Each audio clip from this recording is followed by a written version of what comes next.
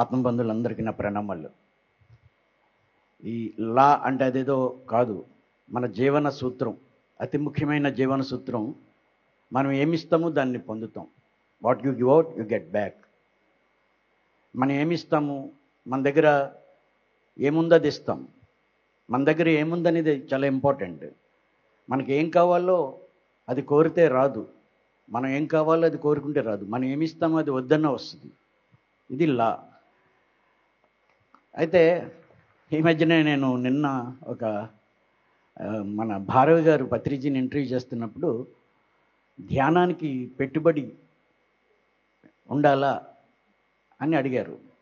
JK Bharavi గారు అడిగితే పత్రిజీ అన్నారు ఉండాలి అన్నారు. పెట్టుబడి ఉండాలా అంటున్నారు ఆయన. పెట్టుబడి ఉండాలి, నీ సమయమే పెట్టుబడి. సమయం నువ్వు పెట్టుబడి పెడితే నువ్వు ఆ శక్తిని నువ్వు పొందుతావు. ఏదైనా నువ్వు ఇస్తేనే కదా వస్తుంది. శ్రద్ధావాన్ లభతే జ్ఞానం. శ్రద్ధ అనేది పెట్టుబడి, జ్ఞానం అనేది రాబడి. శ్రద్ధ నువ్వు పెడితే జ్ఞానం నీకు వస్తుంది. నువ్వు ఇవ్వాలి దేనికని. సృష్టి నియమం ఏంటంటే నువ్వు ఇస్తేనే వస్తుంది, ఇవ్వకంటే ఏది రాదు. ఒక బావిలో నీరు ఎవరికైనా ఇస్తుంటే ఆ బావిలోకి నీరు కొత్తగా వచ్చి చేరుతుంది. ఆ బావి ఎవరికి ఇవ్వలేదు, ఇంక నీటి ఊట రాదు. ఒక మొక్కనున్న పువ్వులు అందరికి ఆ మొక్క ఇస్తూ ఉంటే ఇంకా డజన్ల కొద్దీ అది వస్తూ ఉంటాయి. అది దాని దగ్గర ఉంచుకుంటే ఇంక రాదు. ఇది సృష్టి నియమం. అందుకనే మనిషి పరిణామంలో కోతి నుంచి మనిషి తయారయ్యాడు అంటారు కదా, డార్విన్ సిద్ధాంతం. కోతి భూమి మీద నడవడం మొదలుపెట్టిన తర్వాత పరిణామం చెంది అది మనిషి అయింది అంటారు. మనిషి అయినప్పుడు ఏమైంది అంటే మనిషిలోకి మనసు ప్రవేశించింది. మనసు ప్రవేశించిన తర్వాత ఇంకా అక్కడి నుంచి ఎదగడం ఆగిపోయింది. మనిషి వికాసం చెందలేదు, పరిణామం చెందలేదు, అక్కడే ఆగిపోయింది.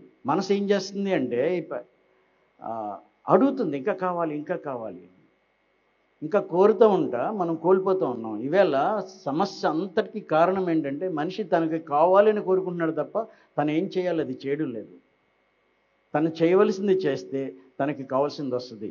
లావోడ్జు ఏం చెప్తారంటే, ఎంత అద్భుతమైన మాట. లావోడ్జు ఏం చెప్తారంటే, నువ్వు కావాలని కోరుకుంటే 1 పొందడానికి 100 కోల్పోతావు. అలా కాకుండా నువ్వేమి ఇవ్వగలవు అది ఇస్తే 10,000 పొందుతావు. ఈ 1000 అంటే డబ్బులు అనుకోవద్దు. నాకు కావాలి అని నువ్వు కోరుకుంటే 1 పొందుతావు. ఆ 1 పొందడానికి నువ్వెంతో కోల్పోవాల్సి వస్తుంది. అలా కాకుండా నువ్వేమి ఇవ్వగలవు అది ఇస్తే నీకు 10,000 అనేక రూపాల్లో నీకేమి అవసరమో అది వస్తుంది. ఇది సృష్టి నియమం. ఇదంతా ఎందుకు మాట్లాడుతున్నాము అంటే ఇది నియమం. నాకు కావాలి అనే చేస్తూ ఉంటాం. అది నెక్స్ట్ సెషన్లో మాట్లాడుకుందాం. అర్థం చేసుకోవాల్సిన అతి ముఖ్యమైనది ఏంటంటే మనం ఇస్తూ ఉంటే తెలియని దిగంతాల నుంచి మనం పొందుతూ ఉంటాము. ఏమి ఇవ్వాలి అంటే మన దగ్గర ఏముందో అది ఇవ్వాలి. మనం ఏమి ఇవ్వాలో, మనకేం పొందాలో పొందడం కోసం కాదు, మనం ఏమి ఇవ్వగలమో అది చేస్తుంటే నీకు ఏది అవసరమో అది ఆ సృష్టి నీకు అందజేస్తుంది.